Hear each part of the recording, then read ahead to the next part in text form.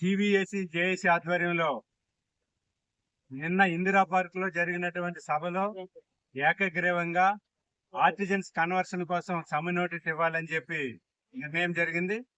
ఆ నిర్ణయంలో భాగంగా ఈ రోజు అంటే 19 జూన్ 2025 రోజున జెన్కో సిఎండి గారికి, అట్లాగే ఎస్పీడీసీఎల్ సిఎండి గారికి, ట్రాన్స్కో ఆఫీసులో కూడా సమ్మె నోటీస్ ఇవ్వడం అనేది జరిగింది. అట్లాగే ఎన్పిటిసిఎల్ కూడా ఈ రోజు సాయంత్రం లోపలనే సమ్మె నోటీస్ పంపిస్తున్నాం. ఎన్పిటిసిఎల్ సిఎండి గారు కూడా సమ్మె నోటీస్ ఇవ్వడం అనేది జరుగుతుంది. ఈ సమ్మె అనేది ప్యూర్లీ 20,000 మంది ఆర్టిజన్స్ యొక్క కన్వర్షన్ కోసమే ఇవ్వడం అనేది జరిగింది. దాంతో పాటు మేము ప్రభుత్వానికి, యాజమాన్యానికి విజ్ఞప్తి చేసేది, వాస్తవానికి అనేక సార్లు రిప్రజెంటేషన్స్ ఇచ్చాము, ప్రభుత్వానికి ఇచ్చాము, యాజమాన్యానికి ఇచ్చాము, అన్ని చేశాము. కానీ ఇంతవరకు కూడా జేఏసీతో చర్చలు జరపడం కానీ లేదు, ఈ ఆర్టిజన్స్ యొక్క కన్వర్షన్ కోసం ఒక జీవో రిలీజ్ చేయడం కానీ ఒక ఏది కూడా చేయకుండా మొండి వైఖరితో యాజమాన్యం ఉంది, ప్రభుత్వం కూడా ఉంది. ఇటువంటి పరిస్థితులలో అనివార్యంగా సమ్మె నోటీస్ ఇవ్వడం అనేది జరిగింది.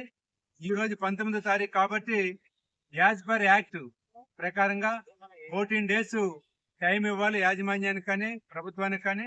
14 డేస్ యాజ్ పర్ చట్ట ప్రకారంగా టైం ఇస్తాము.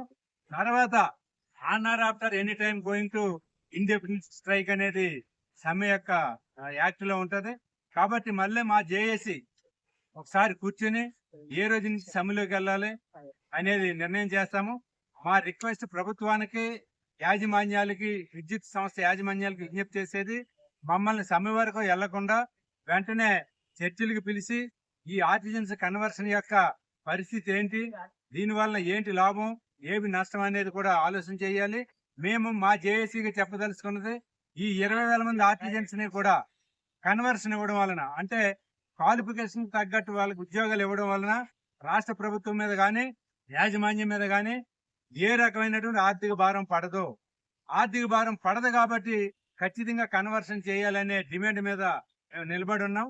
ప్రభుత్వం ఆ రకంగా సానుకూలంగా స్పందించి వెంటనే ఈ కన్వర్షన్ కోసం ప్రాసెస్లు మొదలుపెట్టి ఈ 20,000 మంది కార్మికులకి న్యాయం చేయాలని చెప్పి రాష్ట్ర ప్రభుత్వానికి విజ్ఞప్తి చేస్తా ఉన్నాం.